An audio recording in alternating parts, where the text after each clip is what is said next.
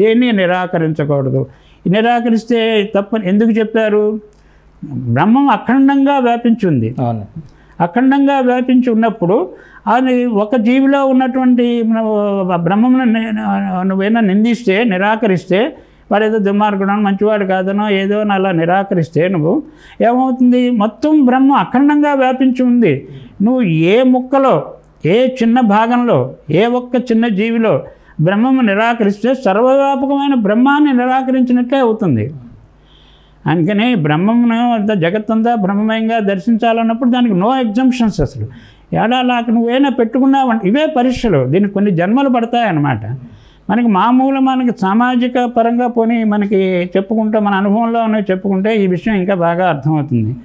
ఏంటంటే సరే అందరిలోనూ భగవంతుడు ఉన్నాడంటే మామూలు ఏదో చెప్పారనుకోండి ఎవరైనా ప్రవచనం, నాకు అంగీకారమేనండి, కానీ మా అత్తగారిలో ఉందంటే మాత్రం నేను చచ్చినా నమ్మనండి అంటుంది కోడలు. అంటే అక్కడ నువ్వు అంతమందిలోనూ చూసి ఒక్క అత్తగారిలో చూడడం అనేటువంటి పరీక్షలో నువ్వు ఫెయిల్ అయిపోతున్నావు. కాబట్టి నీకేంటి అక్కడ సర్వం కల్విదం బ్రహ్మ అనేదానికి నువ్వు అక్కడ ఉల్లంఘించావు. నీకు అక్కడ ఏంటంటే బ్రహ్మజ్ఞాన సాధనలో నీకు మొత్తం అంత సర్వం బ్రహ్మమయంగా చూడడంలో నీకు 0 మార్కులు వచ్చినట్టే, 0నే వస్తాయి. అదేంటంటే 99 మందిలో చూసి మా ఒక్క అత్తగారిలోనే కదా నేను చూడందంటే అక్కడ నీకు 99% ఉండదు, 0 వస్తుంది. ఈ బ్రహ్మజ్ఞానం ఆత్మజ్ఞానంలో ఉంటే పూర్ణంగా ఉంటుంది, లేకపోతే 0 అనమాట. ఏంటి అందరిలోనూ ఉన్నాడు భగవంతుడు అంటే నేను నమ్ముతాను కానండి, మా హెడ్ మాస్టర్లో ఉన్నాడంటే చస్తే నమ్మనండి నేను. ఒక్క పూట ఆలస్యమైన గొడవ పెట్టేస్తాడు, ఒక్క పూట సెలవు కావాలంటే ఇప్పుడు అసలు మా హెడ్ మాస్టర్లో భగవంతుడు లేడండి అని చెప్పింది. నీకు ఇష్టమైన వాళ్ళందరిలో, నీకు ఉపకారం చేసే వాళ్ళందరిలో చూసి నీకు అక్కడ నీ హెడ్ మాస్టర్లో చూడకపోతే నీకు అక్కడ బ్రహ్మముని మొత్తంగా నిరాకరించిన ఇది గ్రహించాలి. పాపం ఇంతమందిని ప్రేమించున్నాడు కదండి భగవంతుడికి, ఒక్కళ్ళే కదండి, కానీ 99 మార్కులు వేయచ్చు కదండి, ఎప్పుడు వేడు అక్కడ. అందుకని ఆత్మజ్ఞానంలో బ్రహ్మజ్ఞానంలో పర్సంటేజ్లు ఉండవు. ఉంటే 100% ఉంటేనే ఉన్నట్టు లెక్క, లేకపోతే 0నే లెక్క అనమాట. అందుకని మనకి దీనికి ఇదిగో వేదంలో కూడా దీనికి ఎలా ప్రమాణం ఉంది. అసలు ఇంకా సులభంగా దీన్ని చెప్పాలి అని అంటే అసలు ఇంకో విషయం ఈ సందర్భం వచ్చింది చెప్పిన ఈ భావం సాధనకి మనకి ఏంటి అని అంటే సాయినాథుడు చరిత్ర, సాయిలీలామృతం అద్భుతంగా మనకు ఉపయోగపడుతుంది. సాయినాథుడిది ఒక విలక్షణమైనటువంటి అవతారం. అసలు మానవ జాతి చరిత్రలోనే అటువంటి అవతారం ఇంతవరకు అసలు రాలేదు. అసలు పెద్దలందరూ కూడా దాన్ని అంగీకరిస్తున్నారు. ఏంటంటే ఈ మొత్తం జగత్తంతా బ్రహ్మమయంగా చూడాలి అనేటువంటి దాన్ని ఆయన కేవలం బోధిస్తే ఎవరికి ఆచరణలోకి రాదు. అంతకుముందు అంతా బోధిస్తూనే ఉన్నారు అందరూ కూడా, కానీ ఆయన అలా చేయలేదు. అలా చేయకుండా ప్రత్యక్షంగా అనుభవాలను ఇచ్చేశాడు భక్తులకి. ఏంటి అందరిలోనూ నేనున్నాను రా అని చెప్పినటువంటి. ఎవరో ఎక్కడో అక్కడ ఏదో కుక్కని కొట్టొస్తే ఇక ఆయన ఒంటి మీద దెబ్బ చూపించేవాడు. చూసావు నేను మీ ఇంటికి వస్తే ఇలా కొట్టావు నువ్వు, బాబా నిన్నెప్పుడు కొడతాను, నిన్నెందుకు కొడతాను బాబా అంటే ఇదిగో దెబ్బ పొద్దున్న కుక్కను వస్తే కొట్టావు కదా అనేవాడు. అలా ఇలాంటివి అనేకం అన్నమాట.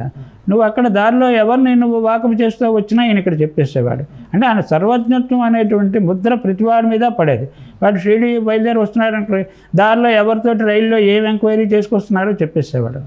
సరే షిరిడి వచ్చావు బాగుంది నాన్న, కానీ పాపం దీనికోసం అప్పు కూడా చేసుకుని వచ్చావా పాపం అనేవాడు. అంటే ఎవరో ఫ్రెండ్ వెళ్తూ ఉంటే వాడు వెళ్ళి అప్పు చేసుకుని వచ్చాడు. దానివల్ల ఏం తెలుస్తుంది? ఈయన అంతటా ఉన్నాడు, ఈయనకి తెలియంది ఏముండదు. అంటే సర్వవ్యాపకత్వం వల్ల సర్వజ్ఞత్వం వస్తుంది. సర్వవ్యాపకం సర్వజ్ఞత్వం ఉండడం వల్ల సర్వసమర్థత్వం వస్తుంది. ఇప్పుడు సర్వవ్యాప అయితేనే కదా కష్టంలో ఉండాలి. అలా ఇప్పుడు ఎవరో గబుక్కున ఆయన అదిగో నాన్న చావబోతున్నాడు అని నేను చావనిస్తానా అంటారు. అంటే అక్కడ ఆయన టాంగాలో వెళ్తుంటే గబుక్కున గుర్రం లాగి టాంగా బోల్తా కొట్టింది. అది అక్కడో జరిగితే కొన్ని వందల కిలోమీటర్ల ద్వారా ఇక్కడ ఈయన సాయినాథుడు ఆ మాట అన్నాడు. సరే ఏంటంటే గుర్రం కాళ్ళ మధ్య పడ్డాడు, అసలు ఏం ప్రమాదం ఏం జరగలేదు. అంటే సర్వవ్యాపకత్వం ముందు ఆయన కష్టంలో ఉన్నాడు అంటే సర్వత్రా ఉంటేనే తెలుస్తుంది. సర్వత్రా ఉండడం వల్ల సర్వజ్ఞత్వం ఏంటి ఎవరు కష్టంలో ఉన్నారో తెలుస్తుంది. ఈ సర్వజ్ఞత్వం సర్వవ్యాపకత్వం ఉండడం వల్ల ఇక్కడే ఉండి అక్కడ రక్షణ కల్పించగలరు. ఎందుకని ఏ చైతన్యం అయితే సర్వత్రా వ్యాపించిందో ఆ చైతన్యంతో ఆయన ఎప్పుడూ చూనై ఉంటారు. కాబట్టి ఎక్కడైనా ఆయన అభయస్థానం అందించగలడు. కాబట్టి ఆయన ఒకటే చెప్పాడు, నీవు చూసేదంతా కలిసి నేను. ఇప్పుడు మనం అనిరాకరణమస్తు అనేది ఇప్పుడు వేదంలో తీసుకుని ఎలా చెప్పామో అసలు దీన్ని మరింత సులభంగా 100% ప్రాక్టికబుల్గా మనకి ఉండి ఆచరణలోకి వచ్చేందుకు నీవు చూసేదంతా కలిసి నేను అన్నాడు. ఆ ఒక్క వాక్యం చాలు. నీవు మళ్ళీ నీవు చూసేదంతా కలిసి నేను అని ఎవరైనా అలాంటి ప్రశ్నలు వేసేవాళ్ళం. అలా కాదు నాన్న, బాబా అంత తెలిగ్గా ఏం తప్పు దొరకడు, నీవు పక్కన కామా ఉంది అనుకో, నీవు చూసేదంతా కలిసి నేను అని చెప్పానంటే ఇంకా ఎవరిని నిందించినా ఆయన నిందించినట్టు అవుతుంది. ఏ జీవికి ఆదరించి నువ్వు ఆహారం ఇచ్చినా నాకు ఇచ్చినట్టు అవుతుంది. ఏ జీవిని ప్రేమించినా నన్ను ప్రేమించినట్టు అవుతుంది. ఏ జీవిని హింసించినా నాకు బాధ కలుగుతుంది. ఎవరిని నిందించినా నాకు బాధ కలుగుతుంది అని బాధ వ్యక్తం చేసేవాడు. ఇప్పుడు ఇది ఎంత సులభం బ్రహ్మభావ సాధనకి. కాబట్టి ఇలా మనకి ఈ సౌలభ్యాన్ని ఉపయోగించుకోవాలి సాయినాథుల్లో. ఇప్పుడు భాష్యంగా ఎలా ఉంటే ఏంటి, తర్వాత ఇంకోటి ఇప్పుడు ఆయన ముస్లింని పూజించడం ఏంటి అనేటువంటి కొంతమంది కొన్ని విద్రోహ తెక్కు విషపూరితమైన ప్రచారాన్ని కొంతమంది వేరే మోటివేటెడ్ వాళ్ళు కొంతమంది చేస్తూ వస్తున్నారు. ఈ ఏమైనా సత్సంగాలు దొరుకుతూ ఉన్న చోట ఆన్లైన్ సత్సంగాల్లో కొంతమంది అలాంటి వాళ్ళు ప్రవేశించి, కానీ దానివల్ల ఎవరు మారేవాడు ఎవడు ఉండడు. ఆ బాబా భక్తుడు కానివాడు కానివాడు ఆవిడ మానేస్తాడేమో అంతే తప్ప బాబా భక్తుడైన వాడు ఎవడో కూడా మా బాబాని వదిలిపెట్టడు. అంటే ప్రతివాడికి వాడి స్వీయ అనుభవం బాబా దగ్గర ఉంటుంది, ప్రతివాడికి ఉంటుంది, అందుకని వాడేం వదలడు. కానీ ఇక్కడ ఏంటంటే ఇప్పుడు పోనీ నాది నేను చెప్తున్నాను, పోనీ నా అనుభవంలో ఉన్నది నేను చెప్పచ్చు. కాబట్టి నేను మామూలుగా భరద్వాజ్ మాస్టర్ గారిని గురువుగా భావించి ఆయన చెప్పినట్టుగా ఆ సాయిబాబా చరిత్ర చదువుకోవడం మొదలుపెట్టాము. సరే, అది అలా చదువుకుంటూ ఎంతో ఆనందాన్ని అనుభవిస్తున్నాం, ఎన్నో దర్శనాలు నిదర్శనాలు లభిస్తున్నాయి. సాయినాథుడు ఏం చేశాడంటే మమ్మల్ని సరే గురు చరిత్ర శ్రీగురుడు దగ్గరికి శ్రీపాదవల్లభుడికి తీసుకెళ్ళి వదిలిపెట్టాడు ఆయన. అంటే సాయి చరిత్ర ఒకటే కాదురా, గురు చరిత్ర కూడా చదువుకోవాలని చెప్పి అక్కడ కూడా శ్రీగురుడిదే అందులో ఎక్కువ చరిత్ర ఉంది, శ్రీపాదవల్లభుడిది ఎక్కువ లేదు. తర్వాత శ్రీపాదవల్లభుడి సంపూర్ణ చరితామృతం వచ్చింది, 2005లో వచ్చింది ప్రపంచంలో మొట్టమొదటిసారిగా. సరే, దాంట్లో అది చదివేసరికి దత్తతత్వానికి సంబంధించినటువంటి ఇంతవరకు ప్రపంచంలో ఏ గ్రంథంలో రాని దత్తతత్వ రహస్యాలు అందులో వచ్చాయి. ఆ తర్వాత దత్తుడి యొక్క దివ్య ప్రణాళిక ఇప్పుడు శ్రీపాదవల్లభుడే నిర్వహిస్తున్నాడని, దత్తుడే శ్రీపాదవల్లభుడు, దత్తుడి యొక్క అవతారం అన్నా కూడా కొంత అసంతృప్తి అనిపిస్తుంది నాకు. దత్తుడే శ్రీపాదవల్లభుడు కాబట్టి ఆ శ్రీపాదవల్లభుడి దగ్గరికి చేర్చారు. శ్రీపాదవల్లభుడే నరసింహ సరస్వతిగా వచ్చాడు కాబట్టి శ్రీపాదవల్లభుడికి చేర్చారు. శ్రీపాదవల్లభుడు ఏం చేశాడు, మమ్మల్ని దత్తుడి దగ్గరికి చేర్చాడు. దత్తుడు ఏం చేశాడు, మమ్మల్ని ఆయన మూల పరబ్రహ్మతత్వం దగ్గరికి చేర్చాడు మమ్మల్ని.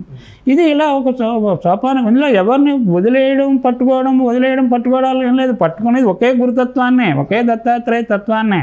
వివిధ స్థాయిలో మనం ఉన్నాం. మన్ని నడిపిస్తూ తీసుకెళ్ళి ఆ మూల పరబ్రహ్మం దగ్గర తీసుకెళ్ళాడు. ఇప్పుడు తీసుకెళ్ళాక ఇప్పుడు ఎవరైతే సాయినాథుడు ఎలా ఉంటాయంటే ఆయన గురుతత్వం, ఆయనకి గురువుకు ఉండే లక్షణాలు, భగవంతుడికి ఉండే లక్షణాలు ఉన్నాయా లేదా అని చూసుకో. భాష్యంగా ఎలా ఉంటాయండి, ఇది ఎప్పుడు పోతుంది? సాయి చరిత్ర ఒక్కటే చదివితే పోదు. అందుకనే గురు చరిత్ర, సాయి భక్తులను 2 కళ్ళలు లాంటివి అని చెప్పారు మాస్టర్ గారు. ఎవరికైనా నాకు ఇది ఎక్కువ ఇష్టం అండి, ఇది ఎక్కువ ముఖ్యమండి అని ఎవడు చెప్పాడు కదా. 2 కళ్ళు ముఖ్యమే కదా, కానీ 2 కళ్ళలు లాంటివి అని చెప్పారు అలా. ఎందుకని నెమ్మదిగా సాయినాథుడి యొక్క మూలతత్వం, దత్తాత్రేయ తత్వం దగ్గర, పరబ్రహ్మతత్వం దగ్గరికి తీసుకెళ్లాలని ఒక అద్భుతమైనటువంటి, ఒక గొప్ప సాధనాపరమైనటువంటి, తత్వపరమైనటువంటి విషయాన్ని అందిస్తాను నేను. ఏంటంటే ఏ గురువు యొక్క రూపమైనా ఆత్మజ్ఞానానికి ద్వారము వంటిది, సింహద్వారం వంటిది. సాయినాథుడిది అయినా సరే, ఎవరిదైనా సరే, పోనీ సాయినాథుడిని అనుకుంటాం. ఆత్మజ్ఞానానికి సాయి రూపం సింహద్వారం వంటిది. సింహద్వారం అంటే ఏంటి? ఇప్పుడు గృహానికి ఒక సింహద్వారం ఉంటుంది, గృహప్రవేశం చేసుకుంటే అమ్మని పిలుస్తారు. ఇప్పుడు ఆ సింహద్వారం గుండానే మనం లోపలికి ప్రవేశించాలి గృహంలోకి. సింహద్వారానికి చాలా ఎక్కువ మంచి టేకు, ఎక్కువ వేలు ఖర్చు పెట్టి చాలా గొప్ప నగిషితోటి చేసి పెడతారు మిగిలిన ద్వారాలకన్నింటికంటే. అది చాలా బాగుందని చెప్పి అక్కడే నిలబడి చూస్తూ ఉన్నాం అనుకో. ఆ గృహస్థ ఏమంటాడు, ఏంటి అక్కడే ఆగిపోయారేంటి, లోపలికి రండి, లోపల ఇల్లు చూడండి, లోపలికి రండి అంటాడు కదా. సరే, అప్పుడు లోపలికి వెళ్తేనే కదా ఆ లోపల ఆ గృహ సౌఖ్యం ఏంటో, ఎలా కట్టుకున్నాడో ఏంటో తెలిసేది. సరే, వెళ్తాం. సరే, అలాగే ఇక్కడ మహాత్ముడి యొక్క సద్గురువు యొక్క రూపం కూడా ఆత్మజ్ఞానానికి, బ్రహ్మజ్ఞానంలో ప్రవేశించేందుకు, బ్రహ్మానంద సౌధంలో, బ్రహ్మజ్ఞాన సౌధంలో ప్రవేశించేందుకు రూపం అన్నట్టు ఆయన రూపం సింహద్వారం వంటిది. అంటే అక్కడ సింహద్వారం అంటే సింహద్వారమే గృహం కాదు, కానీ సింహద్వారం గుండానే గృహంలోకి ప్రవేశించాలి. అలానికి బ్రహ్మ సర్వవ్యాపకత్వం అంటే అది ఎలా వెళ్తావు? మన లోపల ఉంది అంతటా ఉందంటే ఎలా? మనకి అనుభూతి కలిగేది ఎలా? మనకి అనుభవం ఎలా వస్తుంది? కాబట్టి ఏంటంటే సద్గురువు యొక్క రూపం సింహద్వారం ఉంటుంది. ఆ ద్వారం దగ్గర ఆగిపోకూడదు. ఆగిపోవడం అంటే ఏంటి? ఆగిపోవడం అంటే ఏంటంటే ఇంకా జీవితాంతం ఆయన అష్టోత్తరాలు, పూజలు, అభిషేకాలు, దర్శనాలు, దైవధర్మ కార్యాలు అవి ఇవి ఇంక ఇవే చేస్తూ ఉండడం. అంటే ఆయన నామరూపాలు చుట్టూతానే మనం చేసే ఉపచారాలన్నీ కూడా దాన్ని అల్లుకుని ఉన్నప్పుడు నువ్వు ఆయన సింహద్వారం నుంచి ఆయన లోపలిలోకి ఆయన హృదయంలోకి ప్రవేశించట్లే. ఆయన హృదయం బ్రహ్మజ్ఞాన నిలయమే. నువ్వు హృదయంలోకి వెళ్లకుండా ఈ బాహ్య సింహద్వారం దగ్గర ఆగిపోతే ఎలాంటిదో ఇక్కడ కూడా బాహ్యమైన నామరూపాలే ఆరాధిస్తూ ఉంటే ఏమవుతుంది? అది వ్యక్తి పూజ అవుతుంది, వ్యక్తి ఆరాధన అవుతుంది. తత్వంలోకి ప్రవేశించట్లేను. కాబట్టి తత్వంలోకి ప్రవేశించాలి. ప్రవేశిస్తే లోపలే ఉంటుందంతా పరబ్రహ్మతత్వమే ఉంటుంది. అందులోకి వెళ్తూ నీకు ఆ పరబ్రహ్మానుభూతి కలుగుతుంది. కానీ పరబ్రహ్మానుభూతి ఎప్పుడు కలుగుతుంది? గురువు యొక్క నామరూపాలు కూడా వదిలితేనే. వదల్లేవు. నీ భక్తి అంతా నామరూపాల చుట్టూతానే దశాబ్దాలు సరిపడి నువ్వు అల్లుకుంటూ వస్తున్నావు, వదల్లేవు. ఇదో మహామాయ. ఇంకా అద్భుతమైన విషయం చెప్తున్నాను అనమాట. గురువు అన్ని లౌకికమైన సంబంధాలని అన్నిటిని తెంచేస్తాడు. లౌకిక బంధాలన్నిటి నుంచి మన విడుదల చేసేస్తాడు. ఏది? మనకి పరమాత్మతో అనుసంధానం కోసం. కానీ ఆఖరికి ఒక బంధం మిగిలిపోతుంది. ఆఖరికి ఒక బంధం మిగిలిపోతుంది. అన్ని బంధాలు గురువే వదిలించేస్తాడు. కానీ ఆఖరికి ఒక బంధం వదలలేనిది, వీడు దాటలేనిది ఒకటి ఉండిపోతుంది. అదేంటంటే ఆ గురువు యొక్క నామరూపాలే. ఆ గురువు యొక్క నామరూపాలు. ఇంతవరకు మనల్ని ఎన్ని దాటించి చేసి అసలు ఇన్ని రోజులు ఈ పూజ చేసి ఇన్ని సంవత్సరాలు చేసి ఇది మానేయడమా అని చెప్పి మానేయమని ఎవరు చెప్పారు? ఆ నామరూపాలు ధరించి వచ్చినటువంటి ఏ తత్వం ఉందో ఆ తత్వంలోకి వెళ్ళడం, ఆ నామరూపాలను వదిలేయడమా? ఇప్పుడు సింహద్వారాన్ని వదిలేసి లోపలికి ఎందుకు వెళ్తావు? ఆ గృహ సౌఖ్యం ఏంటో పొందేందుకు వెళ్తున్నావు. అంతేగాని ఇప్పుడు ఇక్కడ కూడా గురువు నామరూపాలు ఎందుకు వదిలేస్తున్నావు? గురువు ఆ నామరూపాలకు పరిమితం కాదు కదా. సర్వవ్యాపకమైన పరబ్రహ్మతత్వం. ఆ తత్వానుభూతి, ఆ పరమానందాన్ని అనుభవించాలంటే అది నామరూపాలకి అతీతమైంది. గురువు యొక్క నామరూపాలు కూడా అతీతమైంది.